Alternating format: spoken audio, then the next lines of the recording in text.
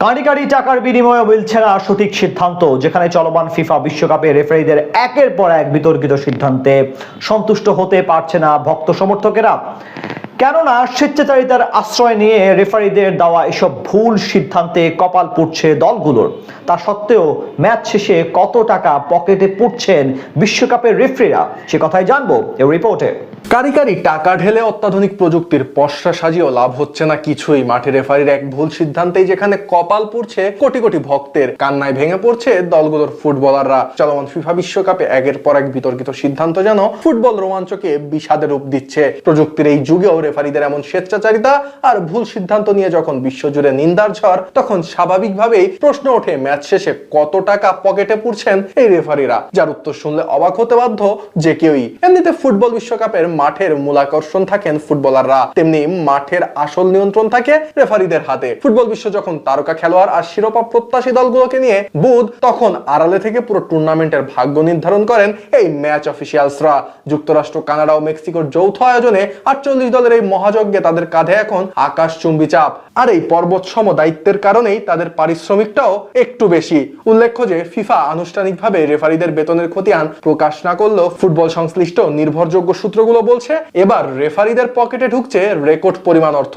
যেখানে 2022 কাতার বিশ্বকাপে শীর্ষ রেফারিরা টুর্নামেন্ট শুরুর আগেই পেয়েছিলেন প্রায় $70,000, বাংলাদেশি মুদ্রায় যা ছিল প্রায় 86 লাখ টাকা। এর উপর প্রতি ম্যাচের জন্য আলাদা করে দেওয়া হতো $3 থেকে $5,000। তবে এবারের বিশ্বকাপে সেই অঙ্কটা অনেকটাই বেড়েছে। জানা গেছে এবারের বিশ্বকাপে দায়িত্ব পাওয়া রেফারিরা শুরুতেই এককালীন পাচ্ছে $1 লাখ, যা বাংলাদেশি মুদ্রায় $1,22 লাখ টাকারও বেশি। শুধু তাই নয়, ম্যাচ প্রতি ফিও এবার বাড়ানো হয়েছে প্রায় দ্বিগুণ। প্রতি ম্যাচের জন্য যেখানে রেফারিরা পাচ্ছেন $10,000, যা টাকার অঙ্কে প্রায় $12,82,000 টাকার সমান। এর সাথে পারফরমেন্স বোনাস তো রয়েছেই। হিসাব কষলে দেখা যায় যে টুর্নামেন্টের ফাইনাল ম্যাচ পরিচালনার দায়িত্ব যিনি পাবেন, সব মিলিয়ে তার পকেটে যাবে প্রায় $3 লাখ, বাংলাদেশি টাকায় যা $3,68 লাখ টাকার সমান। সহকারী রেফারিরাও এককালীন পাচ্ছেন $25,000, বাংলাদেশি টাকায় $30 লক্ষ টাকার সমান যা। আর বেতনের এই বিশাল লাভ সবচেয়ে বেশি ভাগ্য খুলে দিয়েছে মাইকেল অলিভার বা অ্যান্থনি টেলরের মতো ইংলিশ প্রিমিয়ার লিগের রেফারিদের। নিজ দেশে প্রিমিয়ার লিগ আর চ্যাম্পিয়ন্স লিগ মিলিয়ে বছরে যারা এমনিতেই প্রায় $3 কোটি টাকা আয় করেন, বিশ্বকাপের এই বোনাস তাদের ব্যাংক ব্যালেন্সকে নিয়ে যাচ্ছে অনন্য এক উচ্চতায়। বিশেষ করে নকআউট পর্বে, সেমিফাইনাল বা ফাইনালের মতো হাই ভোল্টেজ ম্যাচগুলোতে যারা দায়িত্ব পালন করছেন, বোনাস সহ তাদের আয় সহজেই 6 অঙ্কের ঘর ছাড়িয়ে যাচ্ছে।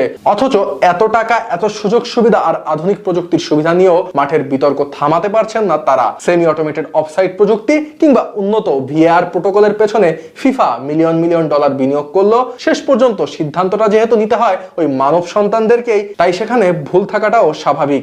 আর এই এক মুহূর্তের ভুল কিংবা এক পেশে সিদ্ধান্ত যেখানে বদলে দিচ্ছে পুরো টুর্নামেন্টের গতিপথ, কোটি কোটি দর্শকের সামনে নেওয়া এই বিতর্কিত সিদ্ধান্তগুলো যেমন ইতিহাস গড়ছে, তেমনি কোনো কোনো দলের জন্য ডেকে আনছে চরম দুর্দশা।